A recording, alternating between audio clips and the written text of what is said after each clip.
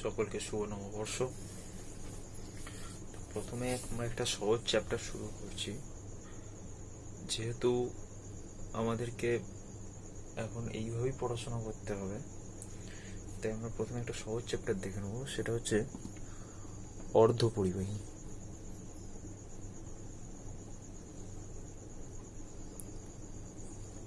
এবং ইলেকট্রনিক্স।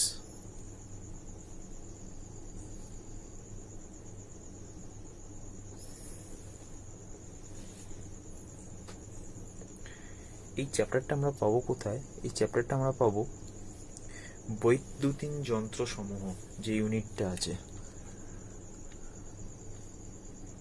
বৈদ্যুতিন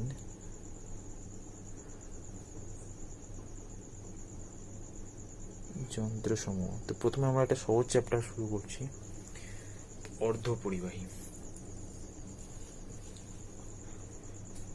অর্ধপরিবাহী জানার আগে আমাকে কয়েকটা বিষয় একটু জেনে নিতে হবে, যেটা হচ্ছে যে এগুলো আমরা আগে থাকতে অনেক জানি, বা মেন ব্যাপারটা হয়তো আমরা কিছুটা জানি কিছুটা জানি না। তো আমরা প্রথমে জেনে নিই একটা পদার্থকে বিভিন্নভাবে ভাগ করা যায়। তো আমরা যদি একটা পদার্থকে তার তড়িৎ পরিবহন এই ধর্মের ওপর ভিত্তি করে যদি পদার্থকে ভাগ করি, তাহলে আমরা সেক্ষেত্রে 3 ধরনের পদার্থ দেখতে পাই। প্রথমে আসে আমাদের সুপরিবাহী পদার্থ, শেষে আসে কুপরিবাহী পদার্থ। এই সুপরিবাহী এবং কুপরিবাহীর মাঝে যে থাকে সে হলো অর্ধপরিবাহী পদার্থ।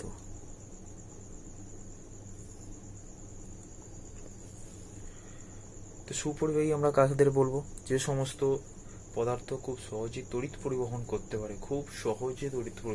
পারে, তাদেরকে আমরা বলি সুপরিবাহী পদার্থ।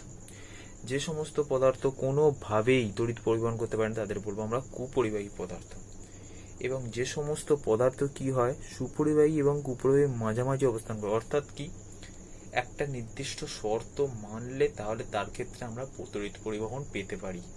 সেই শর্তটা কি হতে পারে? তাপ শক্তি দিলে, বা চৌম্বক ক্ষেত্রে রাখলে, বা আলো ফেললে, তাহলে সেই ক্ষেত্রে তখন আমরা তড়িৎ পরিবহন পাই। তখন সেই সমস্ত পদার্থগুলো বলবো আমরা অর্ধপরিবাহী পদার্থ। সুপরিবাহী পদার্থের উদাহরণ কি? বিভিন্ন রকম ধাতু, যেমন লোহা, তামা। অর্ধপরিবাহী পদার্থের উদাহরণ সিলিকন,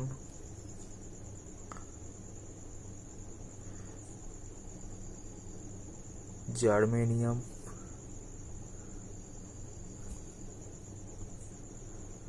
প্রভৃতি।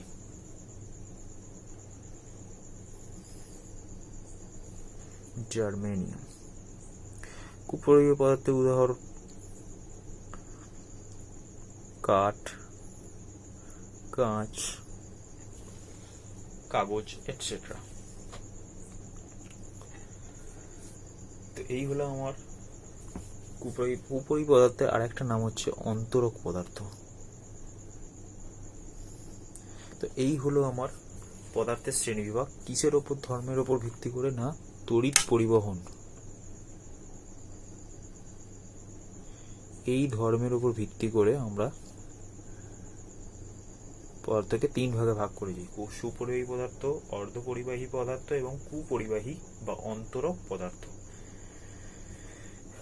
তো এখন একটা পদার্থ সুপরিবাহী হয় কেন, কুপরিবাহী হয় কেন, বা অর্ধপরিবাহী হয় কেন, সেটা জানতে হলে আমাকে জানতে হবে যে তড়িৎ পরিবহন আসলে কি। তড়িৎ পরিবহন আসলে হলো একটা পদার্থের মধ্যে থাকা কিছু আধান বাহক। আধান বাহক মানে কি?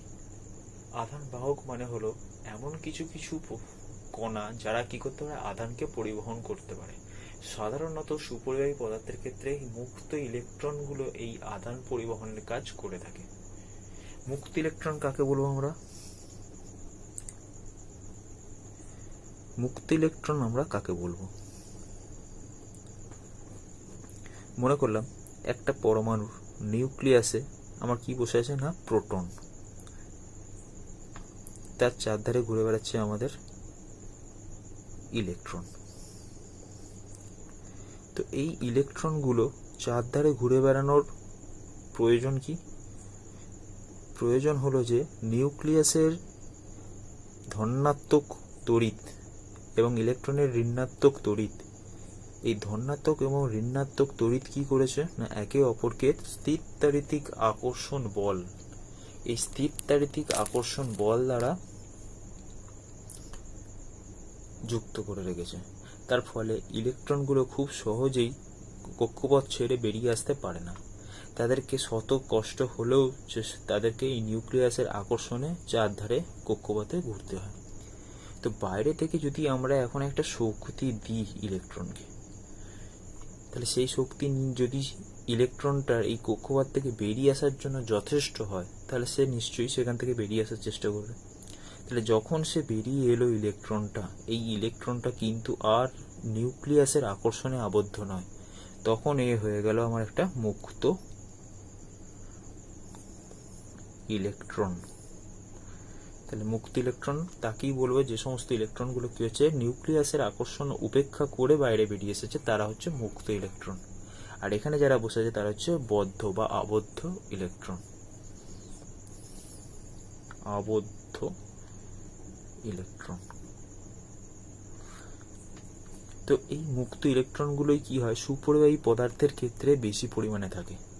তাই সুপরিবাহী পদার্থের দু প্রান্তে যদি আমরা ব্যাটারি যোগ করি বা বিভব প্রভেদ যোগ করি, তাহলে খুব সহজেই মুক্ত ইলেকট্রনগুলো ব্যাটারির ঋণাত্মক মেরু দ্বারা বিকর্ষিত হয়ে ধনাত্মক মেরুর দিকে যায়। ফলে আমরা সুপরিবাহী পদার্থে একটা তড়িৎ প্রবাহ পাই।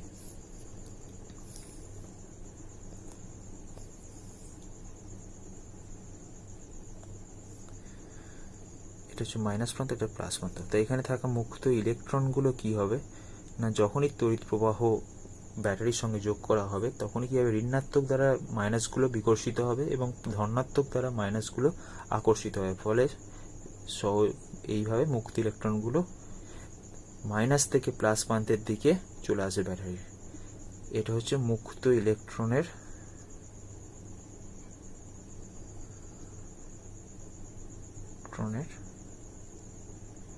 প্রবাহের দিক। তাহলে কারেন্ট কোন দিকে যাবে?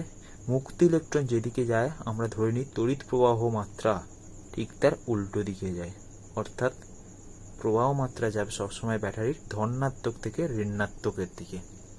এটা হলো তড়িৎ প্রবাহের দিক। তো সুপরিবাহী ক্ষেত্রে আমরা জানলাম কি মুক্ত ইলেকট্রনের সংখ্যা বেশি আছে, তাই সহজে তড়িৎ পরিবহন করে। কুপরিবাহী পদার্থের ক্ষেত্রে কি হয় মুক্ত ইলেকট্রনগুলো সহজে থাকে না বা কোনো আধান বাহক থাকে না যারা বহন করে নিয়ে যাবে ইলেকট্রন বা প্রবাহ মাত্রাকে। তো এদের কি হয় আর তড়িৎ পরিবহন করাও হয় না। আর অর্ধপরিবাহীর ক্ষেত্রে কি হয় বাইরে থেকে এক ধরনের শক্তি, সেই শক্তি তাপ শক্তি, আলোক শক্তি বা চৌম্বক শক্তি, যে কোনো শক্তি হতে পারে, তার ফলে কি হয় তার মধ্যে মুক্ত ইলেকট্রন তৈরি হয়। এই মুক্ত ইলেকট্রনই এবার কি হয় তড়িৎ পরিবহনের কাজ করে। তখন আমরা ওই পদার্থে বা ওই পরিবাহীতে তড়িৎ প্রবাহ পাই। এই জন্য এদেরকে বলা হচ্ছে অর্ধ পরিবাহী। এবার আসি যোজ্যতা ইলেকট্রন। যোজ্যতা ইলেকট্রন কি? সাধারণত যোজ্যতা বলতে আমরা বুঝি কি একটা মৌলের বাইরের কক্ষপথে যতগুলি ইলেকট্রন ঘুরে বেড়াচ্ছে সেই কক্ষপথটাকে আমরা বলবো কি যোজ্যতা কক্ষপথ। এই যোজ্যতা কক্ষপথে অষ্টক পূরণের জন্য যদি বাইরে থেকে ইলেকট্রন যোগ করতে হয় বা ইলেকট্রন বর্জন করতে হয়, ওই সংখ্যাকে আমরা বলি যোজ্যতা। আর এই যোজ্যতা ইলেকট্রন কি ওই যোজ্যতা কক্ষপথে যে সমস্ত ইলেকট্রন বসে আছে তাদেরকে বলবো আমরা যোজ্যতা ইলেকট্রন। অর্থাৎ একটা নিউক্লিয়াসের চারধারে যে ইলেকট্রনগুলো ঘুরে বেড়াচ্ছে সর্ববহিস্থ কক্ষপথকে আমরা বলবো যোজ্যতা কক্ষপথ।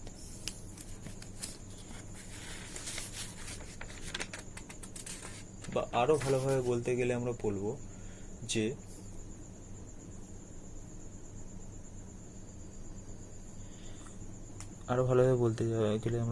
যে যে কক্ষপথ আমার সমযোজী বন্ধনে অংশগ্রহণ করে তাদেরকে আমরা বলবো যোজ্যতা কক্ষপথ। সাধারণত সর্ববহিস্থ কক্ষপথকে আমরা বলবো কি যোজ্যতা কক্ষপথ। এই কক্ষপথে যে সমস্ত ইলেকট্রনগুলো বসে আছে তাদেরকে বলবো আমরা যোজ্যতা ইলেকট্রন।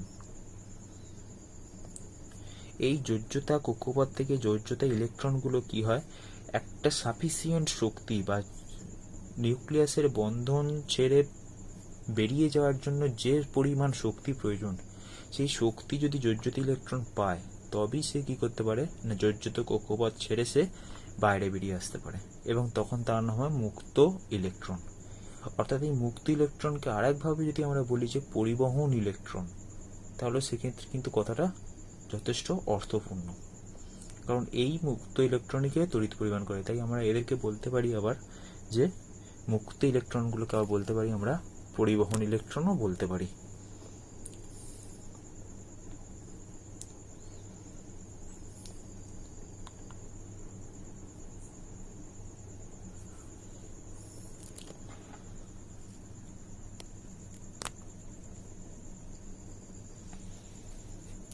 এই পরিবহন ইলেকট্রনগুলোর আরো একটা নাম আছে,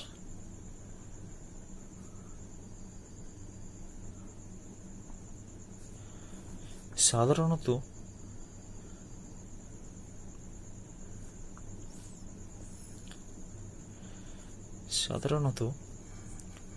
এই সমস্ত ইলেকট্রনগুলোকে বাইরে থেকে তাপ শক্তি দিয়ে কক্ষপথ থেকে বিচ্ছিন্ন করা হয়। সেই জন্য এই ইলেকট্রনগুলোকে আর এক নামেও আমরা ডাকি, যেটা হচ্ছে তাপীয় ইলেকট্রন। পরিবহন ইলেকট্রনের আর একটা নাম হচ্ছে কি তাপীয় ইলেকট্রন। অর্থাৎ তাপ শক্তি দ্বারা যদি নির্গত হয় যে সমস্ত পরিবহন ইলেকট্রন, তাদেরকে বলবো আমরা তাপীয় ইলেকট্রন।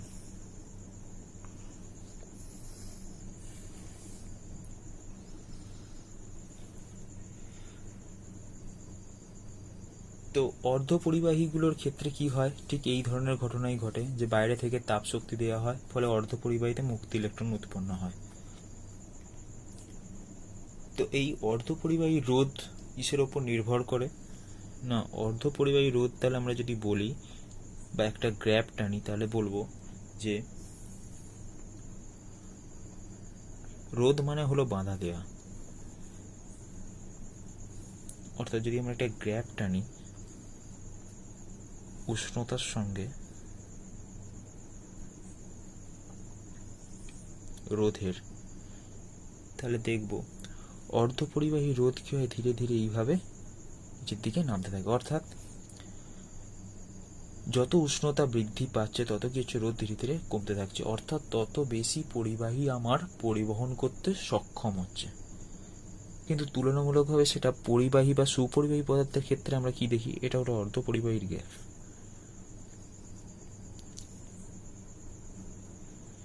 পরিবাহীর ক্ষেত্রে আমরা দেখি এটা এইভাবে স্ট্রেট লাইন বরাবর বাড়তে থাকে, অর্থাৎ উষ্ণতা বৃদ্ধির সঙ্গে সঙ্গে রোধ কিন্তু বাড়ছে। তাহলে পরিবাহীর ক্ষেত্রে আমরা দেখি উষ্ণতার বৃদ্ধির সঙ্গে সঙ্গে রোধ বাড়ে, এবং অর্ধপরিবাহীর ক্ষেত্রে আমরা দেখছি কি উষ্ণতা বাড়ার সঙ্গে সঙ্গে রোধ কমে। তো অর্ধপরিবাহীতে রোধ কমার কারণ কি, অর্ধপরিবাহী রোধ কমার কারণ হলো এটাই যে তাপ শক্তি বৃদ্ধির সঙ্গে সঙ্গে অনেক ইলেকট্রন কি হয় যোজ্যতা কক্ষপথ থেকে আমার মুক্ত ইলেকট্রনে পরিণত হয়, বা পরিবহন ইলেকট্রনে পরিণত হয়, বা তাপীয় ইলেকট্রনে পরিণত হয়। ফলে আমার খুব সহজেই তড়িৎ পরিবহন করতে পারে। তড়িৎ পরিবহন করতে পারার অর্থ কি, রোধ কমে যাওয়া। কিন্তু পরিবাহীর ক্ষেত্রে কি হয়, তাপ বাড়ানোর সঙ্গে সঙ্গে কি হয়, আমরা জানি প্রত্যেকটা কণা বা প্রত্যেকটা অণু বা প্রত্যেকটা পরমাণুর প্রত্যেকটা নিউক্লিয়াস তারা সাম্যাবস্থানে থেকে কি হয় কম্পিত হয়। যখন ওই শক্তি বেড়ে যায়, বাইরে থেকে তাপ শক্তি দেওয়া হয়, এই কম্পন আরো বেড়ে যায়। তাহলে একটা ইলেকট্রন সে কি করবে, পরিবাহীর মধ্যে দিয়ে ছুটে যাবে। তো পরিবাহীর মধ্যে দিয়ে যখন ছুটে যাবে, তখন বিভিন্ন ধরনের অণু পরমাণু বা নিউক্লিয়াসের সঙ্গে কি হয়, তাকে সংঘর্ষ হয়ে যেতে হয়। তাহলে এই কম্পন যদি আরো বেশি হয়, তাহলে সেক্ষেত্রে এই বাধা পাওয়ার প্রবণতা কি হয়, আরো বেড়ে যায়। তাই পরিবাহীর ক্ষেত্রে উষ্ণতা বৃদ্ধির সঙ্গে সঙ্গে রোধও বাড়তে থাকে। তো এই হলো অর্ধপরিবাহী রোধ। এবার আসি হোল। হোল কি বা গর্ত, ইংলিশে HOLE। হোল বা গর্ত কি?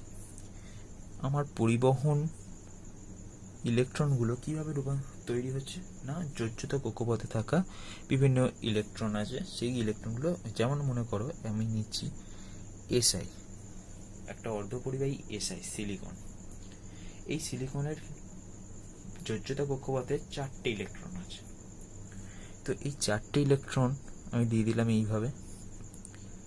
তো এই 4টি ইলেকট্রন কি করবে, অন্য 4টি SI এর একটি করে ইলেকট্রনের সঙ্গে এ সমযোজী বন্ধনে আবদ্ধ হবে। এই একটা সমযোজী বন্ধন, এই একটা সমযোজী বন্ধন, এই একটা সমযোজী বন্ধন এবং এই একটা সমযোজী। তো আমি এবার বাইরে থেকে কি করলাম, এই সিলিকন আবার কি করবে, এর পাশে থাকা আরো 4টে সিলিকনের সঙ্গে হবে, এই সিলিকনও ঠিক একই রকম ঘটনা ঘটাবে, এই সিলিকন তার পাশে থাকা আরো 4টের সঙ্গে করবে। তো এইভাবে ঘটনাটা ঘটবে। তো যে কোনো একটা সমযোজী বন্ধনের কথা যদি আমরা তুলনা করে দেখি, ভাবি, তাহলে সেক্ষেত্রে আমি বাইরে থেকে শক্তি দিলাম একটা ইলেকট্রনকে, সেই শক্তিটা বন্ধন বিচ্ছিন্ন করে বেরিয়ে যাওয়ার উপযোগী। তাহলে সেই বন্ধন বিচ্ছিন্ন করে বেরিয়ে এলো। তাহলে এই যে বেরিয়ে হলো, তাহলে এখানে কি হলো, আমার একটা শূন্য বা ফাঁকা স্থান তৈরি হলো। এই ফাঁকা স্থানটাই হচ্ছে আমার হোল। বলতে পারো তুমি চেয়ারে বসেছিলে, চেয়ারে তুমি বসেছিলে, এখন চেয়ার ছেড়ে তুমি উঠে গেলে, তাহলে চেয়ার তোমার ফাঁকা, তাহলে এই ফাঁকা চেয়ারটা হচ্ছে আমার হোল, আর আমি হলাম ইলেকট্রন।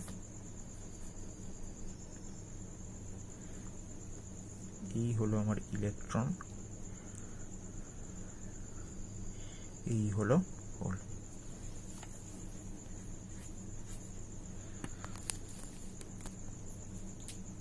তাহলে হোল মানে আর কিছুই নয়, হোল কোনো কণাও নয়, হোল হলো আসলে ইলেকট্রনের অভাব বা ইলেকট্রনের অনুপস্থিতিতে ফাঁকা স্থান। তাহলে ইলেকট্রন এসে যদি আবার ওই স্থান দখল করে তাহলে পরিপূর্ণ হয়ে যাবে। কিন্তু এখন ইলেকট্রন যখন এখানে ছিল, ইলেকট্রন এবং হোল একসাথে যখন যুক্ত ছিল, তখন কিন্তু তা ছিল নিস্তড়িত। ইলেকট্রন যেই বেরিয়ে এলো, ইলেকট্রনের বেরিয়ে আসার অর্থ সে আলাদাভাবে তার ঋণাত্মক তড়িৎ ধর্মকে অস্তিত্ব আমাদেরকে এখন দিচ্ছে। তাহলে ঋণাত্মক যদি এ হয়, একে যদি নিস্তড়িত হয়, তাহলে একে হতে হবে কি, অবশ্যই ধনাত্মক তড়িতাধান বিশিষ্ট। এবং ইলেকট্রনের সমপরিমাণ আধান হবে কি হোলের, শুধু ইলেকট্রন নেগেটিভ আর হোল হবে পজিটিভ। তাহলে হোল হলো আসলে কোনো কণা নয়, ইলেকট্রনের অভাব। যেহেতু ইলেকট্রন একটা স্থানে বসেছিল যখন সে ছিল নিস্তড়িত অবস্থায়, কিন্তু যখন ইলেকট্রন বেরিয়ে গেল, অর্থাৎ একটা নেগেটিভ চার্জ তৈরি হলো, তখন ওই হোলের ফাঁকা স্থানটা তৈরি হবে কি, অটোমেটিক একটা পজিটিভ চার্জ। তাই হোল হলো পজিটিভ। এইভাবে আমাদের হোলের উৎপত্তি হবে। এখন হোলের গতি কিভাবে বলবো, হোলের গতি হচ্ছে ঠিক এইরকম। মনে করে এরকম অনেকগুলো ফাঁকা চেয়ার আছে, এখন একটা ইলেকট্রন এইখানে বসেছিল, সে এখানে গেল, তাহলে এখানে ফাঁকা স্থান তৈরি হলো। এখান থেকে আবার সে যখন এখানে গেল, তখন এখানে একটা ফাঁকা স্থান হলো। এখান থেকে যখন আবার ইলেকট্রনটা লাফিয়ে এখানে গেল, তখন এখানে ফাঁকা স্থান হলো। এখান থেকে যখন লাফিয়ে ইলেকট্রনটা এখানে গেল, তখন এখানে একটা ফাঁকা স্থান হলো। তাহলে দেখতে পাচ্ছি ইলেকট্রন এই দিকে চলে যাচ্ছে, কিন্তু এই ফাঁকা হোলগুলো কি হচ্ছে, ঠিক টপ টপ করে এই দিকে এগিয়ে আসছে। তাহলে এই দিক বরাবর যদি ইলেকট্রনের গতি হয়, তাহলে হোলের গতি হবে ঠিক তার উল্টো দিকে। অর্থাৎ ইলেকট্রন যেদিকে যাবে, হোল ঠিক যাবে তার উল্টো দিকে। তাহলে এর সঙ্গে প্রবাহ মাত্রার তুলনা করলে আমরা কি বলবো, যে ইলেকট্রনের বিপরীতে যায় প্রবাহ মাত্রা। তাহলে আবার দেখতে পাচ্ছি ইলেকট্রনের উল্টো দিকে যায় হোল। তাহলে আমরা এটাও বলতে পারি যে প্রবাহ মাত্রা যেদিকে যাবে, হোলের গতিও সেদিকে হবে। বা হোল যেদিকে গতিশীল হবে প্রবাহ মাত্রা ঠিক সেই দিকেই হবে, সেই অভিমুখী হবে।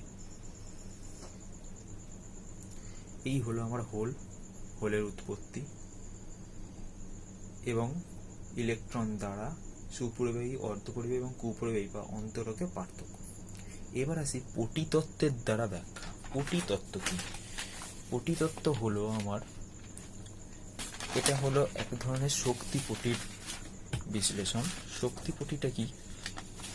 যেমন এখানে আমরা ইলেকট্রন দ্বারা বিচার করলাম, তেমন আমরা যদি শক্তি স্তর দ্বারা বিচার করি, অর্থাৎ একটা ইলেকট্রন যখন কক্ষপথে ঘুরছিল তখন কি ছিল? সে নিউক্লিয়াসের আবর্ষণে আবদ্ধ ছিল। যদি মনে করি আমরা এইভাবে কথাটা বলি যে ইলেকট্রন কি করছিল, তার বল দ্বারা নিউক্লিয়াস তার বল দ্বারা ইলেকট্রনটাকে কান ধরে করেছিল, ইলেকট্রনের শক্তি নিয়ে তাই ঘুরতে হচ্ছিল। বাইরে থেকে আমরা শক্তি দেওয়ার ফলে ইলেকট্রনের শক্তি বাড়লো, তখন সে কিন্তু ওই আকর্ষণ বল উপেক্ষা করে বাইরে বেরিয়ে আসবে। তাহলে আমরা শক্তি পটি আমরা বলবো এটাই, যে এটা আমরা পড়েছি কেমিস্ট্রিতেও, যে একটা ইলেকট্রন যখন কক্ষপথে স্বাভাবিক অবস্থায় ঘুরে বেড়ায় তখন সেটাকে আমরা বলি তার ভূমিস্তর। সেখান থেকে সামান্য শক্তি পেলে ইলেকট্রনটা কি হয়, ঠিক তার উপরের উচ্চ স্তরে পৌঁছে যায়। অর্থাৎ এই যদি আমার প্লাস হয়, এই যদি আমার ইলেকট্রন হয়, তাহলে এই ইলেকট্রনটা ঘুরে বেড়াচ্ছিল এখানে, এটা হলো আমার ভূমিস্তর। এখান থেকে শক্তি বাইরে থেকে একটা পেলো, পাওয়ার পর কি হলো, এর নেক্সট কক্ষপথে জাম্প করলো, তাহলে এই কক্ষপথটা হবে তার প্রথম শক্তি স্তর।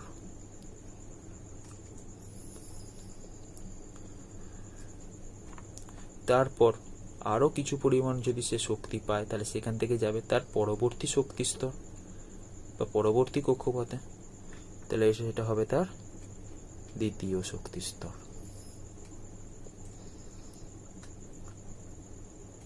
তাহলে এইভাবে একটা ইলেকট্রনের জন্য অসংখ্য শক্তি স্তর থাকতে পারে। এইভাবে শক্তি পেতে পেতে ইলেকট্রনগুলো কি হয়, যখন নিউক্লিয়াসে আকর্ষণ বল উপেক্ষা করে যাওয়ার মতো শক্তি পেয়ে যায়, তখন সে আর আকর্ষণে আবদ্ধ থাকতে চায় না, তখন সে বাইরে বিচ্ছিন্ন হয়ে মুক্ত ইলেকট্রনে পরিণত হয়। তাহলে এইখানে আমরা যদি এরকম একটা স্তরকে কল্পনা করি, যে এই হলো আমার একটা স্তর যেখানে হচ্ছে আমার মুক্ত ইলেকট্রনগুলো থাকে, অর্থাৎ পরিবহন পটি যেখানে আমার মুক্ত ইলেকট্রনগুলো থাকে। আর এই হলো একটা শক্তি স্তর যেখানে থাকে আমার কি না, যোজ্যতা ইলেকট্রনগুলো, বা যার নাম দিচ্ছি আমরা যোজ্যতা পটি। অর্থাৎ এই যোজ্যতা পটি থেকে ইলেকট্রনগুলো কি হয়, পরিবহন পটিতে গেলে তবেই আমরা মুক্ত ইলেকট্রন পাই। অর্থাৎ এই যোজ্যতা কক্ষপথে থাকা ইলেকট্রনগুলো বাইরে বেরিয়ে গেলেই আমরা পাই কি, মুক্ত ইলেকট্রন। এই হলো পটিতত্ত্ব। এই পটিতত্ত্বের দ্বারা আমরা সুপরিবাহী, অর্ধপরিবাহী এবং কুপরিবাহী পার্থক্য করতে পারি। যেমন এই ছবিটা যেটা এঁকেছে, এটা হচ্ছে কুপরিবাহী বা অন্তরক পদার্থের জন্য।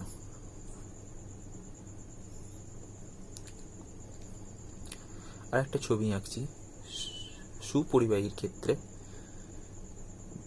বা অর্ধপরিবাহীর ক্ষেত্রে।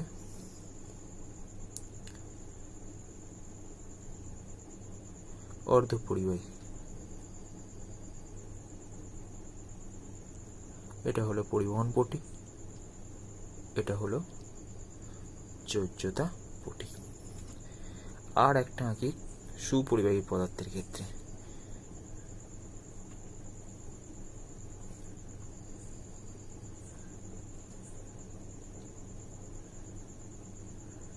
সুপরিবাহী পদার্থে এখানে হচ্ছে পরিবহন পটি,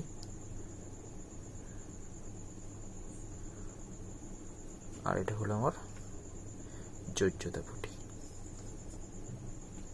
তো এখানে আর একটা কথা বলবো, যেটা হচ্ছে যে পরিবহন পটি এবং যোজ্যতা পটি এর মাঝে যে ফাঁকা স্থান, এই ফাঁকা স্থানটা কি বোঝায়? এই ফাঁকা স্থানটা আসলে বোঝায় হচ্ছে সেই শক্তি, যে শক্তি পেলে একটা যোজ্যতা পটি থেকে ইলেকট্রন পরিবহন পটিতে যেতে পারে। তাই এটা হলো আমার সেই শক্তি বা সেই শক্তির ব্যবধান, যোজ্যতা পটি এবং পরিবহন পটির মধ্যে সেই শক্তির ব্যবধান। একে একটা নাম দেওয়া হয়েছে, যেটা হচ্ছে নিষিদ্ধ অঞ্চল। কেন নিষিদ্ধ অঞ্চল? না, এই অঞ্চলে কি হয়, কোন ইলেকট্রন, মানে এই অঞ্চলটা এমন একটা অঞ্চল যে অঞ্চলে জন্য কি হয়, যোজ্যতা পটিতে বা যোজ্যতা কক্ষপথে ইলেকট্রন থাকা সত্ত্বেও আমরা মুক্ত ইলেকট্রন পাই না, ফলে পদার্থকে সারা জীবন কুপরিবাহী থাকতে যেতে হয়। তাই কুপরিবাহী বা অন্তরক পদার্থের ক্ষেত্রে নিষিদ্ধ অঞ্চলটা কি অত্যন্ত বেশি হয়, ফলে কোনো যোজ্যতা পটির পক্ষেই সম্ভব হয় না সেই ইলেকট্রনের সেই পরিমাণ শক্তি নিয়ে পরিবহন পটিতে যাওয়া। তাই এই নিষিদ্ধ অঞ্চল বেশি হওয়ার জন্য বা এই শক্তির পরিমাণ বেশি হওয়ার জন্য সেই পদার্থ সারা জীবনের জন্য কুপরিবাহী বা অন্তরক পদার্থ হয়। অর্ধপরিবাহীর ক্ষেত্রে কি হয়, এই নিষিদ্ধ অঞ্চলের যে গ্যাপ, এই গ্যাপটা কি হয় তুলনামূলকভাবে ছোট হয়, ফলে বাইরে থেকে একটা শক্তি পাওয়ার ফলে যোজ্যতা পটি বা যোজ্যতা পটি থেকে ইলেকট্রন কি হয় পরিবহন পটিতে যেতে পারে, ফলে মুক্ত ইলেকট্রন আমরা পাই শক্তি দিলে, অবশ্যই শক্তি দিলে। কিন্তু সুপরিবাহী পদার্থের ক্ষেত্রে কি হয়, পরিবহন পটি এবং যোজ্যতা পটি প্রায় একে অপরের ওপর কিছুটা অংশ সমাপতিত থাকে, ফলে কি হয় এই অঞ্চলে বসে থাকা যে ইলেকট্রনগুলো, সেই ইলেকট্রনগুলো যেমন যোজ্যতা পটিরও কাজ করে তেমন পরিবহন পটিরও কাজ করে। তাই এইখানে যে ইলেকট্রনগুলো পাবো সেই ইলেকট্রনগুলোকে যেমন আমরা যোজ্যতা ইলেকট্রনও বলতে পারি, আবার পরিবহন ইলেকট্রন বা মুক্ত ইলেকট্রনও বলতে পারি।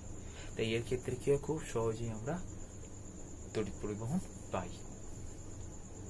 তো এই হলো পটি তত্ত্ব দ্বারা সুপরিবাহী, কুপরিবাহী এবং অন্তরক পদার্থের মধ্যে পার্থক্য। এবার আসি পটি তত্ত্ব দ্বারা হোলের উৎপত্তির ব্যাখ্যা।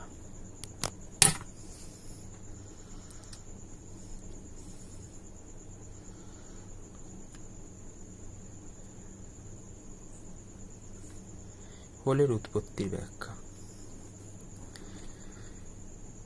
পরিবহন পটিতে পরিবহন পটি, আর এই হলো আমার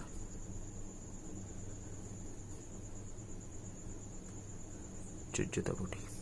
তো যোজ্যতা পটিতে কি হচ্ছে, আমার ইলেকট্রনগুলো হোলের মধ্যে অবস্থান করছিল। এখন বাইরে থেকে শক্তি পাওয়ার ফলে কি হলো, ইলেকট্রনগুলো উঠে আমার পরিবহন স্তরে চলে গেল। তাহলে এখানে হলো আমার কি শূন্য স্থান বা হোল পড়ে রইল। তাহলে এই হচ্ছে আমার হোল। তাহলে যোজ্যতা ইলেকট্রন থেকে, যোজ্যতা পটি থেকে ইলেকট্রনগুলো শক্তি গ্রহণ করার ফলে যখন পরিবহন পটিতে স্তরে যায় বা উত্তেজিত স্তরে যায়, তখন কি হয় ওই যোজ্যতা পটিতে আমার হোলের উৎপত্তি হয়।